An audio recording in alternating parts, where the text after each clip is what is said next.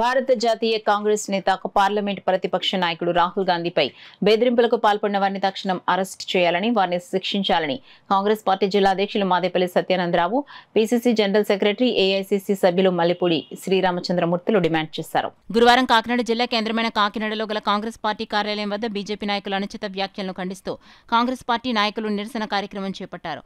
అనంతరం పార్టీ జిల్లా అధ్యక్షులు మాదేపల్లి సత్యానందరావు ఆధ్వర్యంలో నాయకులు 3 టౌన్ పోలీస్ స్టేషన్కి వెళ్లి బీజేపీ నాయకుల తీరు చూస్తే రాహుల్ గాంధీని హత్య చేసే కుట్ర జరుగుతుందని, కావున అనుచిత వ్యాఖ్యలు చేసిన బీజేపీ నాయకులను అరెస్టు చేయాలని కోరుతూ ఫిర్యాదు చేశారు.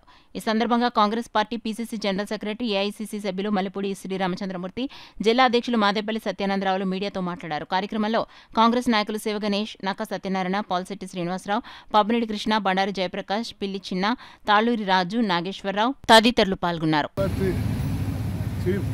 రాహుల్ గాంధీ గారి మీద బీజేపీ, ఆర్ఎస్ఎస్ వారు చాలా దారుణమైన వ్యాఖ్యలు చేయటం, అతన్ని ఒక తీవ్రవాదిగా పరిగణించడం, నా నమ్మలాగే నువ్వు పోతావని అనటం, ఈ రాహుల్ గాంధీ గారిని అత్యాయత్నం చేసే ప్రయత్నంలో ఈ ఆర్ఎస్ఎస్ ముందుకు నడుస్తుంది. కాబట్టి ఇది నిరసనగా ముందు ఆర్ఎస్ఎస్ నాయకుల్ని అరెస్ట్ చేసి ముందుకు నడపాలని చెప్పి కోరుకుంటూ నేను ఇప్పుడు ఎస్పీగా కాకినాడ 3 టౌన్లో కంప్లైంట్ ఇవ్వడం జరుగుతుంది.